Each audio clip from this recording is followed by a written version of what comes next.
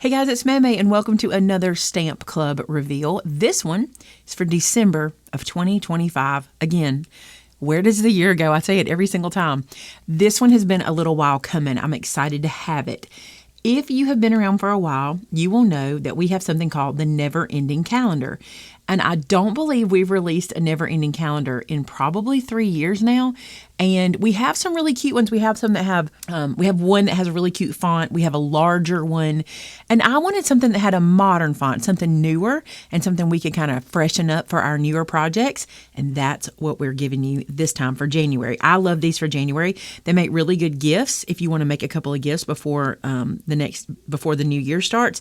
So I think you're going to love this. I'm covering this up because it gave it away. This is your instructions here. Let me show you what we've got. This set, again, is called Never Ending Calendar. Now, actually, this one is called, what do we name this one? I can't find it. It's right here. Scripty Never Ending Calendar, because it's a little bit different. It's actually significantly different than our other ones, but I think you're going to love it. So this panel right here makes all the month's calendars. It's so easy to do. I know it looks intimidating, but just watch me today. It's so easy to do. You're going to make all 12 months of your calendars with this little guy. And then look, we gave you scripty font, which is so cute. And what I love about having these words is you don't have to use them just for calendars. If you're making tabs for a journal, if you want to do like birthdays, January, April, February, whatever, they're so cute. And I love the little scripty font that Sylvia got for us. And also, you get all of these little icons, which are precious to stamp in different colors on top of special dates.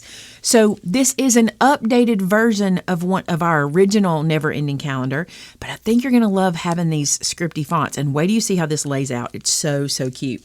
So I've already done January. This is how it lays out when it's stamped.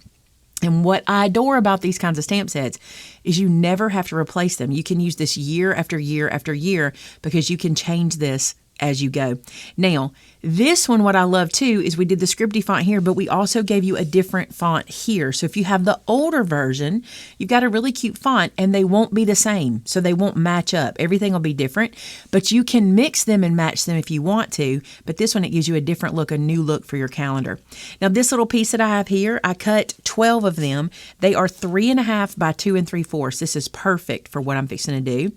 I'm going to make a little peel-off calendar, which is something I did ages ago when I showed this the first time. So check this out. Here's what we're going to do. I have loaded my Never Ending Calendar on my stamp wheel platform just because it's large, okay? I'm not actually going to use the base, the bottom of my stamp wheel. I'm going to use this as a block. Okay, you can totally do this process with your MISTI or with a platform that hovers that you press down or any of that. I just am pretty confident doing it this way. So this is how I'm going to do it today. In the older videos, I watched some of those to see how I used to do this, which is kind of fun to do. I just use one of the presses that have the little feet that you press down. Let me show you. One of these guys that have the little feet. So this stamp fits on it and then it hovers over the surface and you press it down to stamp it. And that's fine if you want to use that. It worked great then, but I'm going to use this guy for now. Okay. So how does this calendar stamp set work? I know many of you won't have this because you're newer to the club. This guy is laid out in such a way that you will ink up the days you need, okay? I'm going to do February really quick because February is one that has weird dates, right? So I'm going to pull up, I have a calendar on my screen here, and I'm going to scroll to February. And the reason I do that is I want to double check I know what I'm doing. And actually this year's February is going to be pretty easy, it looks like. What I will do is I will ink up the numbers, okay, that coincide with the days of the month for me. Now, the way we do this is we start with the days the way we lay them out. So I lay these out Sunday as day 1 through Saturday. That's pretty clean and neat on your calendar. Plus, it looks better than having the double S's next to each other. You know what I'm saying? So I like Sunday, Monday, Tuesday, Wednesday, Thursday, Friday, Saturday. So that's the layout we're going to do. So February Sunday starts on the 1st and it ends on the 28th. Now you're going to notice down here that there's 29, 30, and 31 sitting here. These we don't want to ink. We want this section to be our February. So let me show you what I'm going to do. I'm going to use a bit of this Post-it tape to help me mask off. The reason I like the Post-it tape is it's a paper, and so ink sits on it really well, and it doesn't run around everywhere else that I don't want it. Sometimes if I use like a Scotch tape, the ink will kind of pull on it and then it gets on my fingers and I carry it around my project. So I'm going to get enough to cover but all of those little dates right there, okay? And then I'm just going to ink up 1 through 28. It's so easy to do. I know it feels intimidating because you have to kind of do the looking at the numbers. And I'm not a number person. Y'all know that about me. But this is not hard to do. So we'll ink up the dates we actually need, okay? I'm going to use my tweezers to pick this up so I don't gather that ink on my fingers. Then I'm going to get one of my little cut pieces, just like this. And I'm going to lay this down. And I've just kind of been doing mine toward the bottom like this. And using this big wheel, I've braced it on the table. I'm going to press this down here.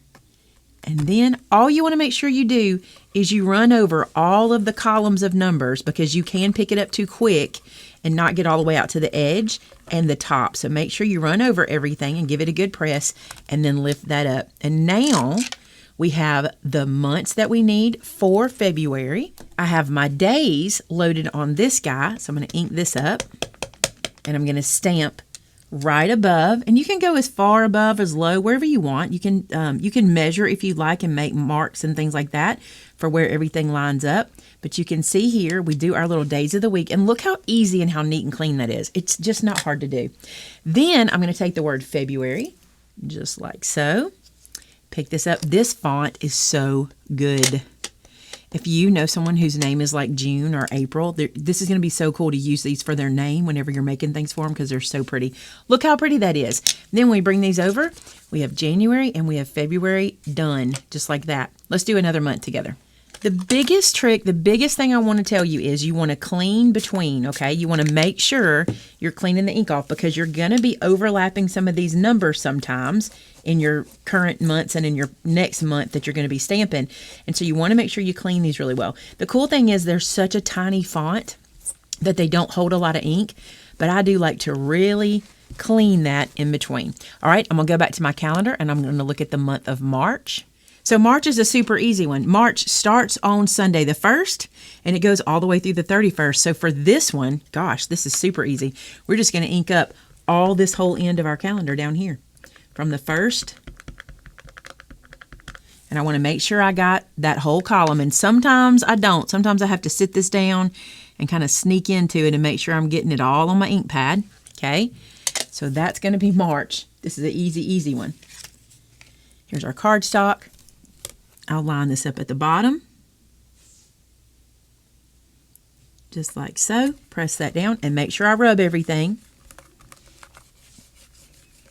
You could use your impressible on this, even the way I'm doing it. So we get that all rubbed out. So there's our days.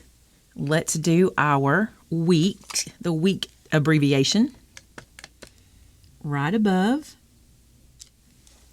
And then we'll do the word March. I love that scripty font. I just love how that looks. So here we've got January, February, March, and see how you can use these year after year and in any application. It's so, so cool. I'm going to get Tim a link below my previous videos that have to do with the other calendar so you can see some of the projects I've made. And I'm going to go ahead and get all 12 months done, and I'm going to show you how I'm going to put that calendar together to be a peel-off calendar.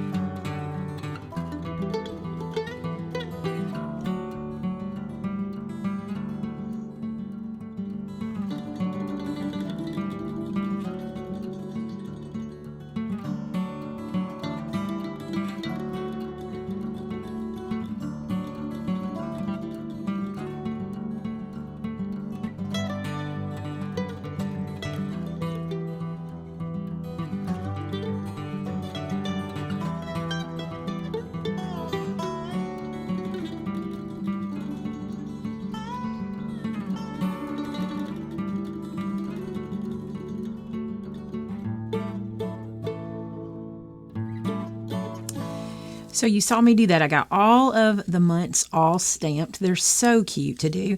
And what I'm going to do now is I'm going to, using the month as the top, I'm going to tap this down onto my work surface.